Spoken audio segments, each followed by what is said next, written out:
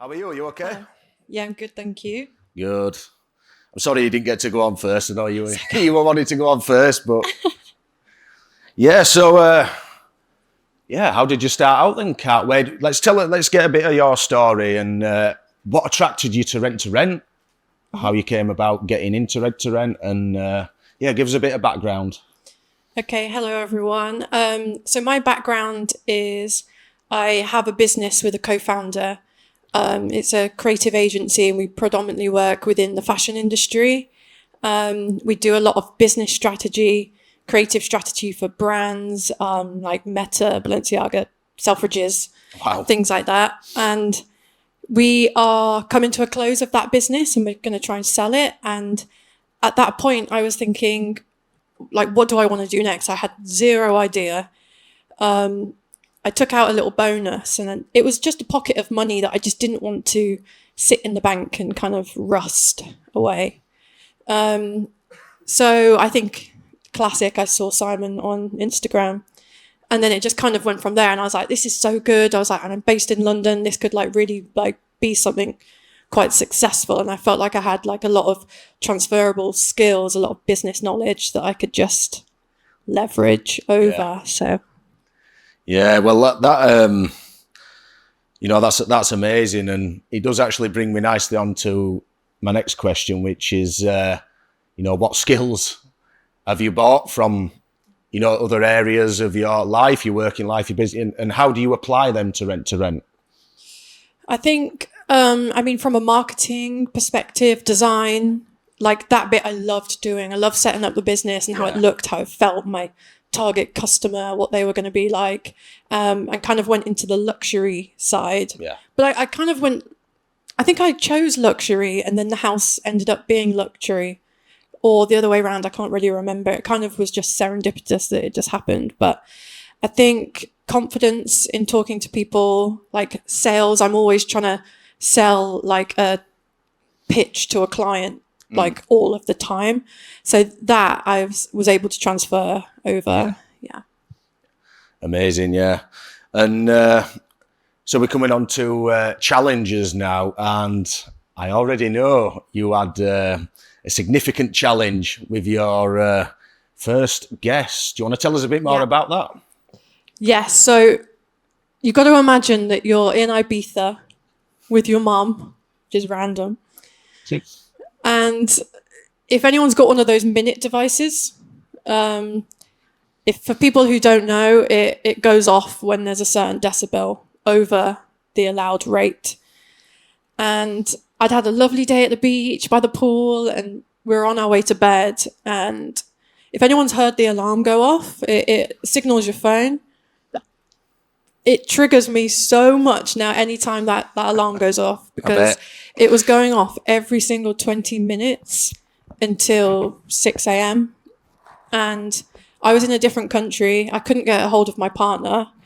And in the morning, when everyone woke up, the landlord was on the phone to me. She was like, oh my God, what's going on? What has happened?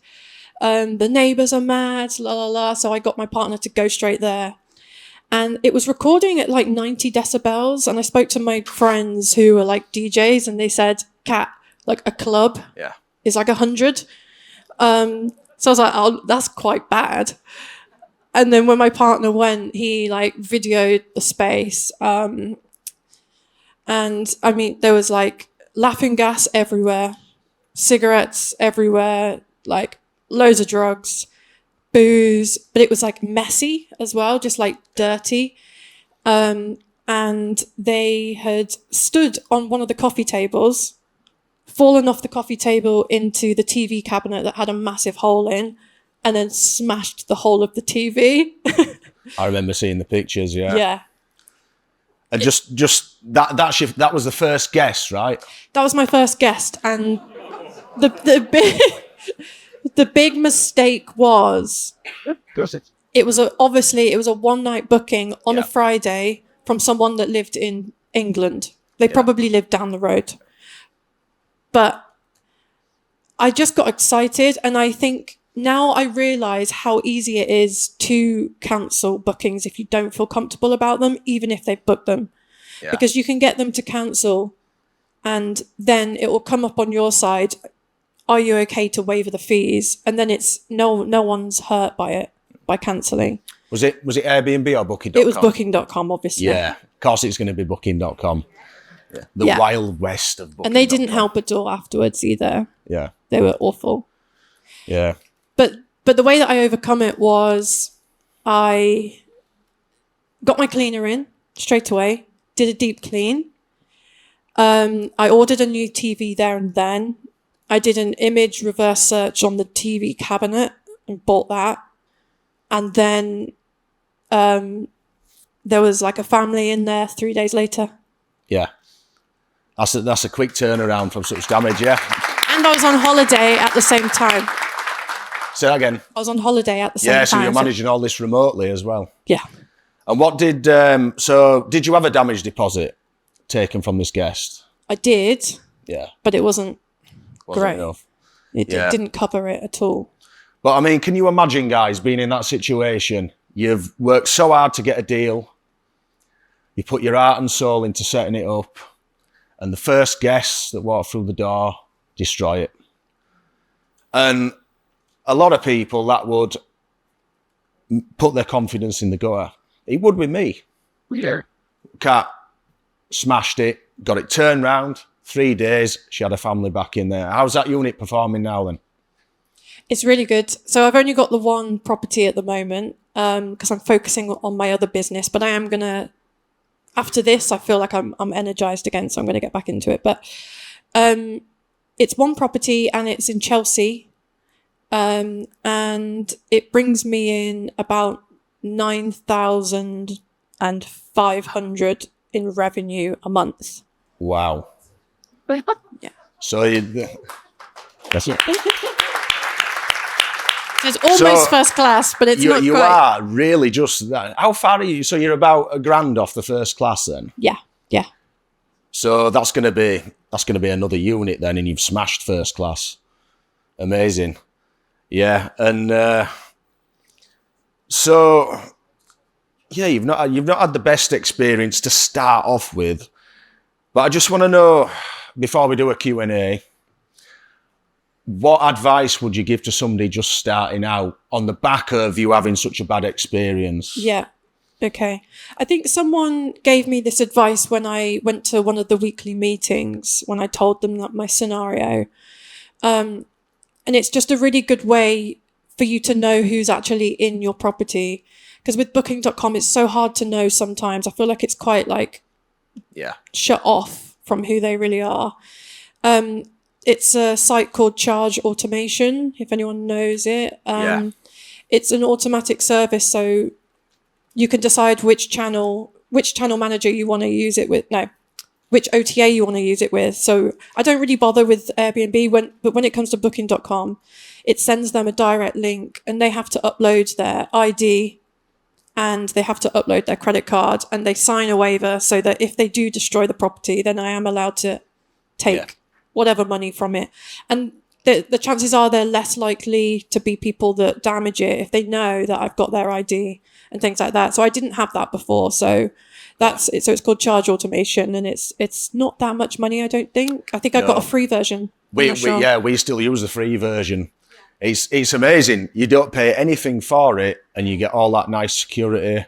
And it gives Charge Automation, just in case anybody's making notes. The kind that you've put guests off at all. Say that again, sorry. Was any food guests on? No, it hasn't so far. So I do have to encourage them to do it sometimes, but no, it doesn't, to be fair, so far. Yeah. For those of you who didn't hear then, Jodie just asked if using Charge Automation actually put any good guests off.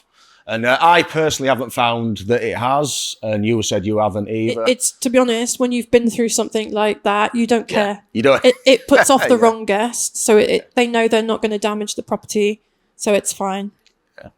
Yeah, excellent. And we've got time for some Q&A as well, so have we got a mic knocking about anyway? If you've got a question, stick your hand up. We've got one down at the front. Thank you, Laura. How did you deal with the landlord situation, this property? Oh, yeah, that's good. Good question. So she's based in Jersey. So luckily she couldn't just get on a plane. Well, she could have to come and see what was going on. I just apologized to her profusely. I told her all of the different steps that I've now implemented, which like the charge automation. I'd admitted that should have been there before. I wrote sorry cards to both of the neighbours and gave them really nice plants and flowers. Gave them both my number and said, call me anytime. And I reiterated that we do have the noise cancelling device, but it just so happened that we just couldn't get to the property in time. And the landlord, I think she actually came around quite fast from screaming at me down the phone to like the next day being like, I think she'd calmed down. She's like, I understand that these things happen. Like it cannot happen again. I was like, it will never happen again. And I just got her on side again somehow, just being very personable and really apologetic. Yeah. It sounds like you handled it really professionally and, with the neighbours as well. How's the relationship with them now? Fine, yeah. All good. All good. That's how you do it. When you get a bad guest, perfect example of how to handle it professionally, and everything works out well in the end, doesn't it? So, yeah. Any more questions, guys? Hands up. Oh, another one down at the front.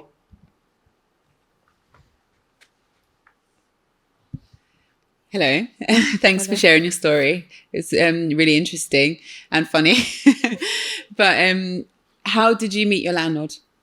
So I met her on Open Rent, which everyone's quite surprised by when I say that it's like in the heart of Chelsea for some reason. But I just started speaking to her and we got on the phone straight away. And I was just very open about what I was offering. And she was okay with it. She had previously used the property for Airbnb herself, but because she lives abroad, there was things like management issues that she just fully couldn't commit to it. And I was studying her listing on Airbnb to see if it was good, see her reviews, and she had amazing reviews. It worked out quite well that way. Perfect. Excellent. Any more questions? We've got a couple of minutes left. If there's any more in the room. Nothing too left. You're doing a fantastic job, Laura, and being the mic lady. Hi, I was just wondering, what noise monitor device do you use, and do you pay a monthly subscription? Yeah, or is it a one-off payment? Sorry. Can you remember how much it is? I can't remember. It's a one-off payment. Yeah, it's the minute one, isn't it? A minute. Yeah. Not a year.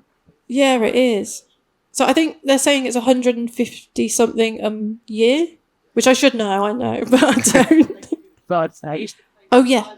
the highest limit, right? Yeah. Now it's annually, and you drop it to that. Yeah. So basically, it's like an annual. Have a look because it's called minutes. So it's MINUT. 3 levels. There's 3 different levels of payments, but it's so good. You can do. So one thing I was looking to see if they were still in the building or not. There's crowd detection, so I was trying to see if there was any movement at all in the main living room. And it's always plugged in, and you just put it somewhere where they can't see it.